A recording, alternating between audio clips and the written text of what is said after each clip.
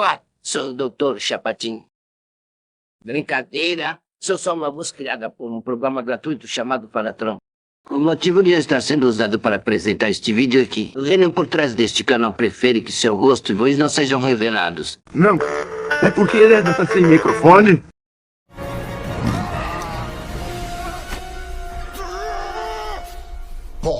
Sim, é verdade. Obrigado por esclarecer sua madruga. Sem problemas. Pena que ninguém te pergunta nada. Agora, sem mais interrupções, vamos começar essa review bugada.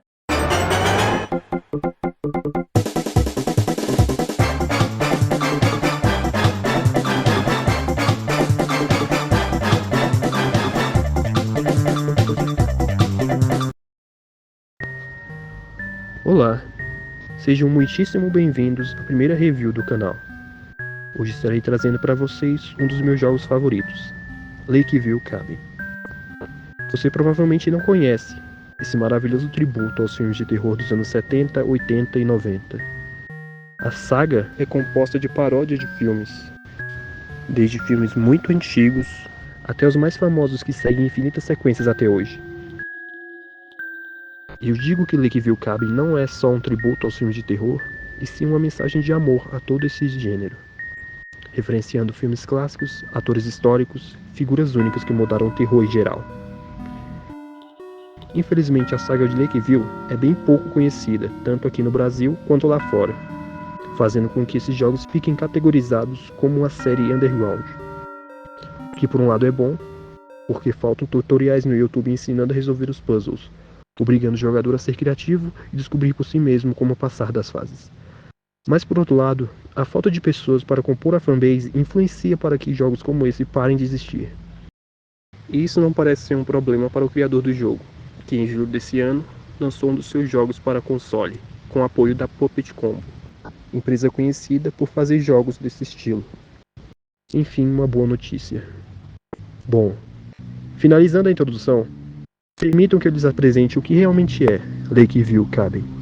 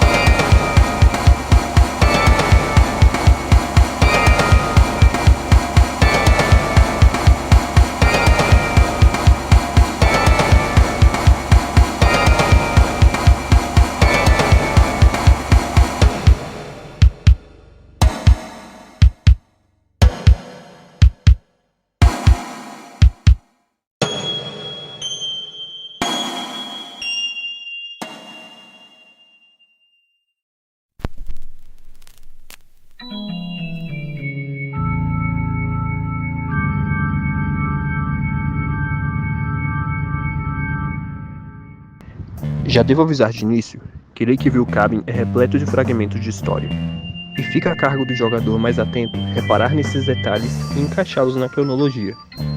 Pelo fato do jogo não se preocupar em explicar toda a trama logo de cara, as pessoas que jogam de forma mais casual acabam perdendo o interesse em descobrir qual o real segredo por trás de todo esse enredo macabro disfarçado de um simples jogo retrô. Por esse motivo estou fazendo esse vídeo, para explicar de forma que fique fácil de entender toda a narrativa e para incentivar você que está assistindo a baixar o jogo e descobrir por si mesmo. Afinal, ainda tem muita coisa para descobrir, pois o segundo jogo ainda está em desenvolvimento.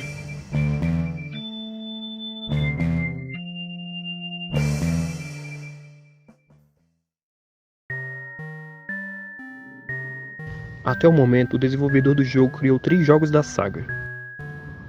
4 contando com o de navegador fita em flash.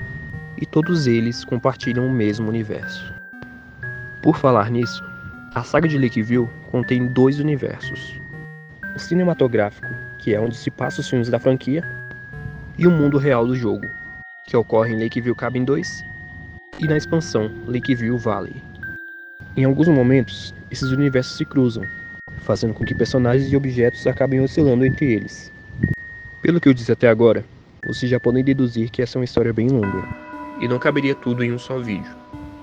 Então nesse primeiro vídeo, focarei somente nos 2 primeiros jogos, fazendo apenas um resumo de toda a campanha, explicando as conexões entre os filmes e os personagens e contextualizando sobre as principais entidades presentes nos jogos.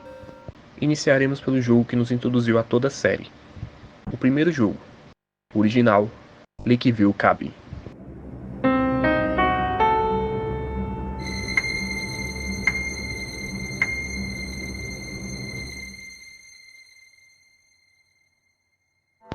Criado em Flash Player, um reprodutor de multimídia já obsoleto, o qual muitos desenvolvedores independentes usavam para criar seus jogos.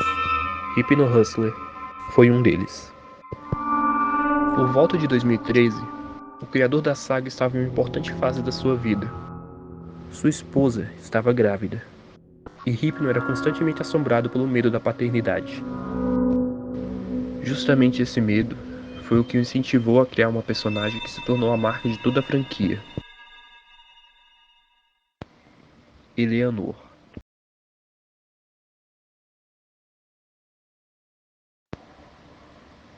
A história começa em uma pequena ilha com vista para o lago, onde controlamos um personagem bastante característico. Com um bigode que cobre a maior parte do rosto, fora que já está sendo coberta pela franja que é tão grande quanto, e uma camisa listrada de cor roxa. Esse é Red, o principal antagonista de todos os jogos da saga. No primeiro jogo, foi ninguém mais e ninguém menos do que o protagonista o qual controlamos. Apelidado pela fanbase de Chuck Norris, pela semelhança física em sua primeira aparição, dada a cor predominante de seus pelos serem laranja ao invés de vermelho, como vemos nos jogos seguintes. Red vive aparentemente sozinho nessa ilha, com a companhia de alguns animais selvagens e os banhistas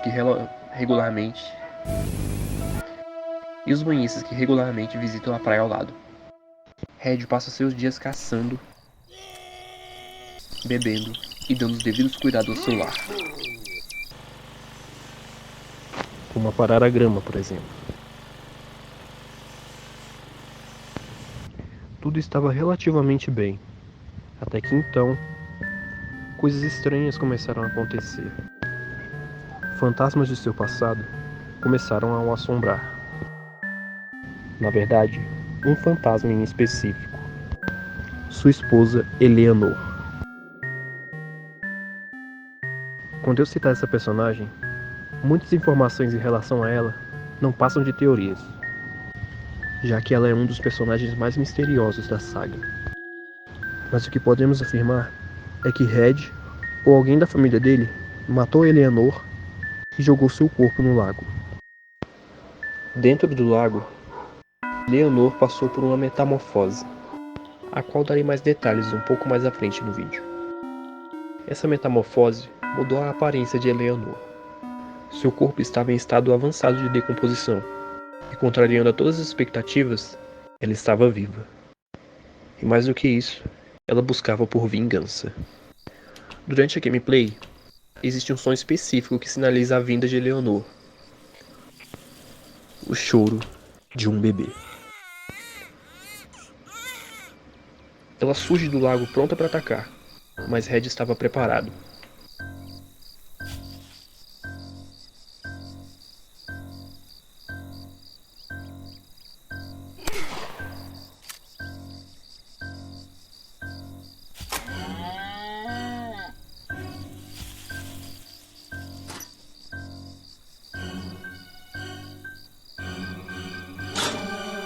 Depois de garantir que ela não conseguisse mais se levantar, Red ataca com o machado até que o corpo de Eleanor fique irreconhecível. Parece que é o fim. Obviamente não é. O feto que ainda estava em sua barriga passou pela mesma metamorfose. Ele surge saltando do que sobrou do ventre de sua mãe e rasteja em direção a Red para matá-lo. Red prontamente arremessa o feto dentro de uma fornalha, aparentemente o matando. Ele ajoelha exausto, enquanto aparecem os créditos do jogo. Um fato interessante é que todos os jogos de Lakeview Cabin, sem exceção, possuem vários finais diferentes. Em Lakeview Cabin 1, possuímos apenas 2.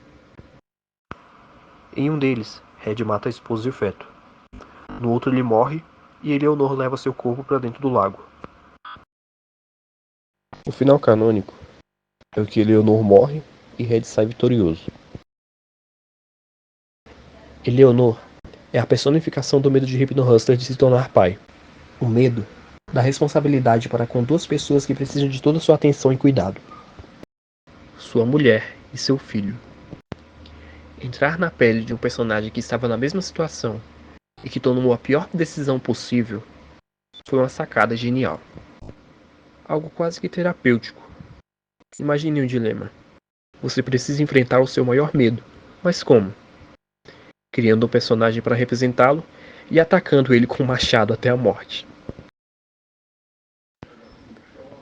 E essa foi a história de Lakeville Cabin 1. O criador do jogo não planejava fazer uma sequência, mas o jogo ganhou uma certa fama no site da Newgrounds, tendo pela primeira vez uma fanbase. O público era pequeno, mas foi insistente o suficiente para incentivar Hypno a criar Lakeville Cabin Collection, usando a Unity como motor gráfico.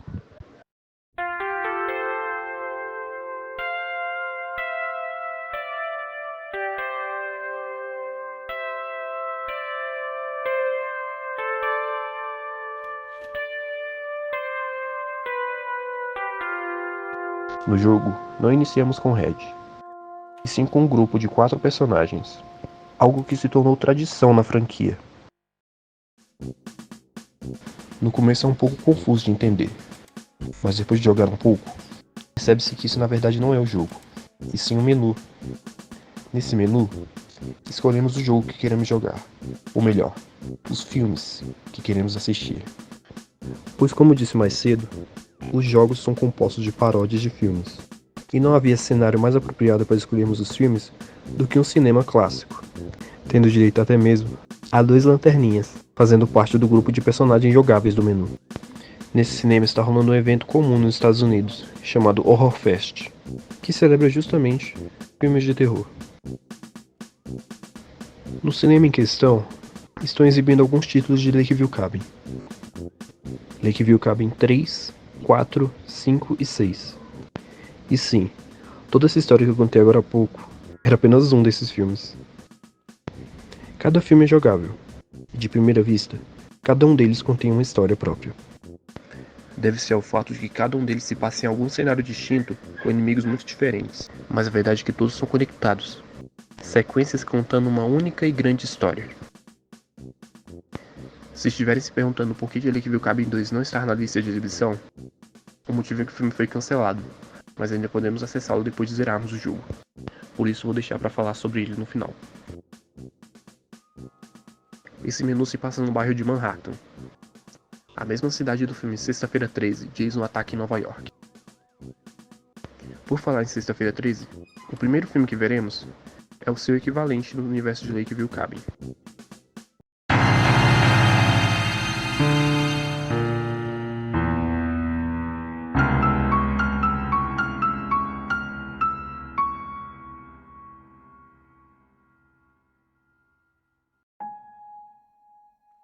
Dessa vez não iniciamos em uma ilha particular, e sim em um campo de veraneio, um lugar onde geralmente famílias alugam para passar períodos de férias, fugir da rotina, coisas desse tipo. Até hoje não é muito claro se é o mesmo local onde se passa o primeiro filme, mas com certeza é o mesmo lago. Nossos protagonistas são 4 novos monitores desse campo, que está em sua recém-reinauguração. Dentre eles, uma mostraria ser bem mais relevante do que parece. Explorando o mapa, podemos encontrar algumas anotações de um antigo funcionário, dizendo sobre rumores de alguém desconhecido estar andando pela mata à noite, e que após isso uma criança sumiu, fazendo com que o campo encerrasse suas atividades. Os monitores recebem um prazo de alguns dias para manter tudo em ordem até a chegada dos campistas. Tempo é o que não falta, então eles aproveitam para se divertir de várias formas diferentes.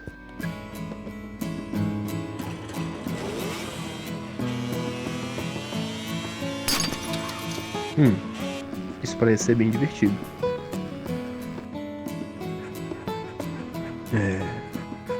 Eu não deveria estar mostrando isso. Eu já tive uma experiência assim. Por que você fez isso? Será que dá pra você explicar dele? Porra, o que vocês estão fazendo? Caralho! Porra!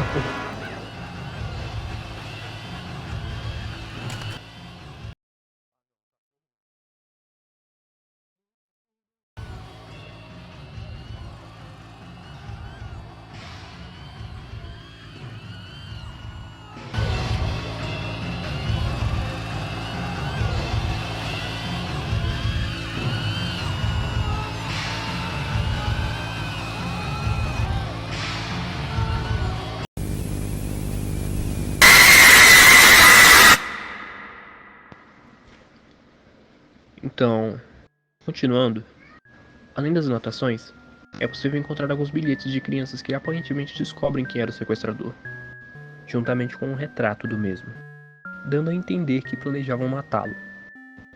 O rosto no retrato pode não parecer familiar, mas se prestar atenção, dá pra ver que o desenho não é bem um retrato de um homem, e sim o de um bebê. O que já nos dá uma ideia de quem, ou melhor, o que possa ser o sequestrador.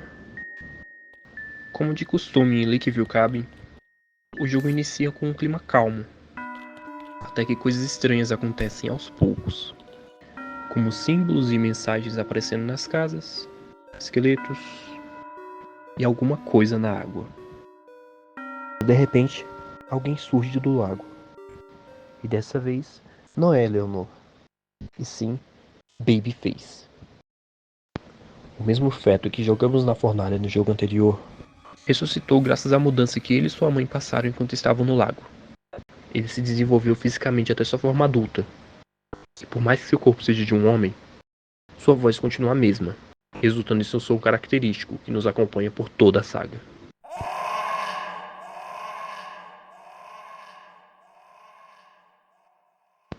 Ao sair do lago, Babyface procura pelos monitores, tendo preferência em matar os que se envolveram em alguma atividade sexual, uma referência ao modus operandi de Jason Voorhees.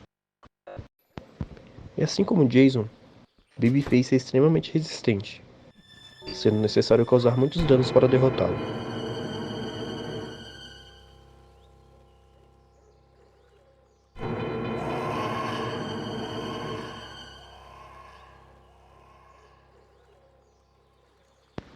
E como de costume, a história não acaba de forma tão simples.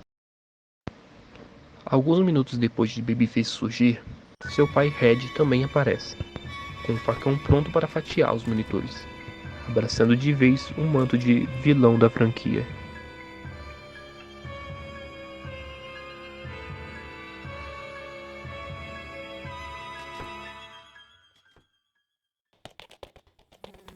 Se deixarmos o corpo de Babyface expulso em algum local visível para Red, o mesmo começará a chorar, evidenciando o afeto que tem pela sua família. Quando Red está nesse estado, fica bem mais difícil de matá-lo. O fato dele não ser tão resistente quanto seu filho facilita bastante o processo. Depois de matar os dois assassinos, tudo fica calmo por um instante. Até que podemos ouvir uma canção.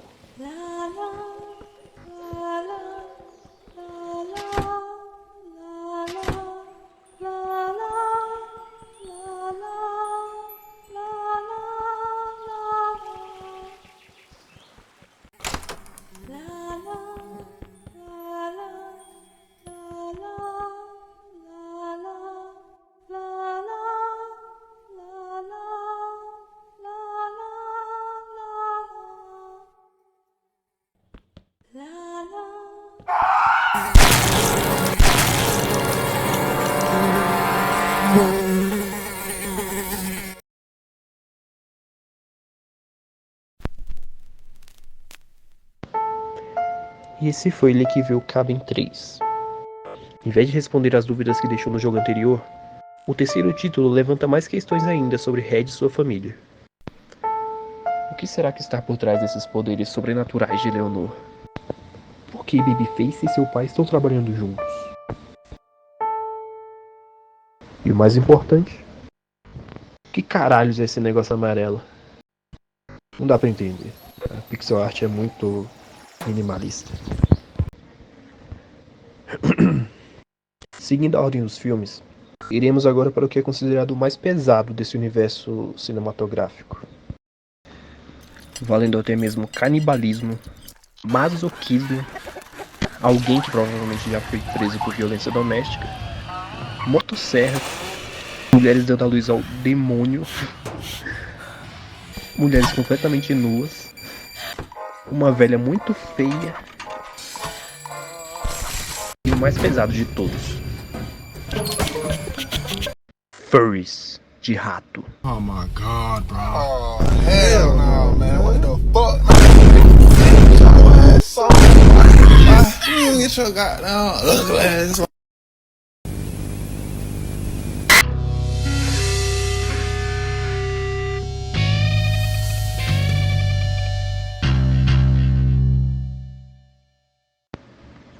Lakeville Cabin 4 também é inspirado em uma única saga de filmes, dessa vez parodiando o Massacre da Serra Elétrica, contendo inúmeras referências à franquia.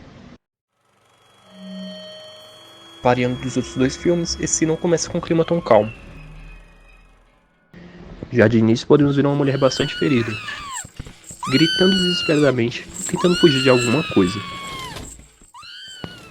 Até que acaba caindo em uma armadilha, morrendo abruptamente e assustando as protagonistas.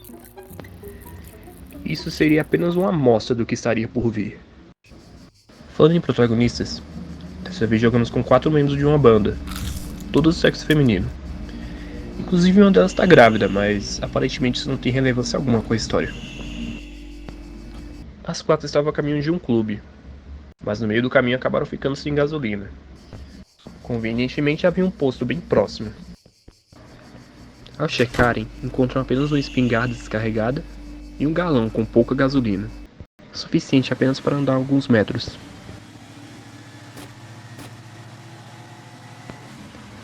Ao lado do posto existe uma mansão e um matadouro. Aparentemente as nossas protagonistas acabaram parando em alguma propriedade particular e precisariam dar um jeito de abrir o portão para saírem dali. Elas entram na mansão com o objetivo de conversar com os moradores, mas acabam se deparando com um inferno na Terra.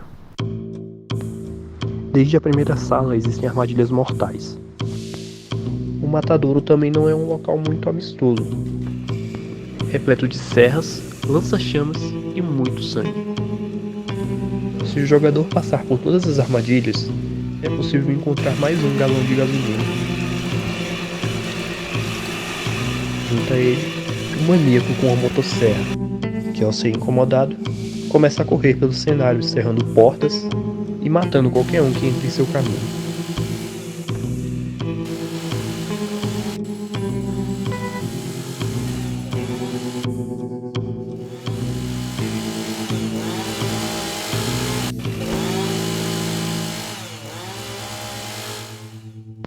Dentro da mansão existem vários quartos, cada um com uma ameaça diferente.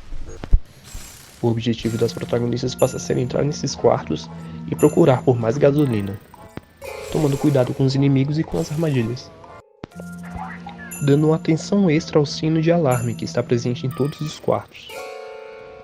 Ao ser acionado, 3 mutantes, metade homem e metade rato, iniciam uma busca por toda a mansão, invadindo os quartos através dos dutos de ventilação. Não é possível enfrentá-los, então nossa única opção é fugir. Em alguns quartos podemos encontrar algumas armas, munições de espingarda e outras coisas que podem ajudar os protagonistas a enfrentar essas ameaças. Mas não é tão bom ir se empolgando tão cedo. Sempre que as personagens se envolvem em alguma situação violenta, acabam perdendo um pouco de sua sanidade, chegando a um ponto que não podemos ver e nem escutar nada além do sangue cobrindo a tela e os gritos de desespero.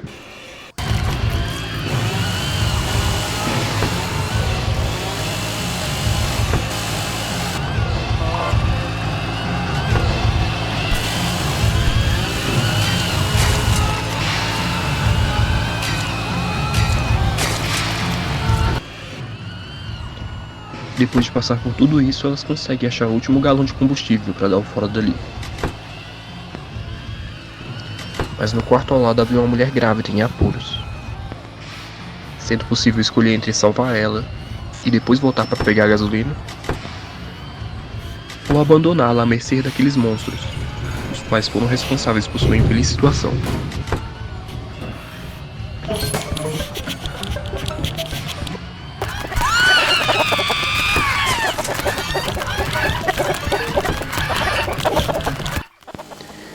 Depois de conseguir todo o combustível, as protagonistas avançam para cima do portão, o derrubando. Finalmente escapando daquele maldito lugar.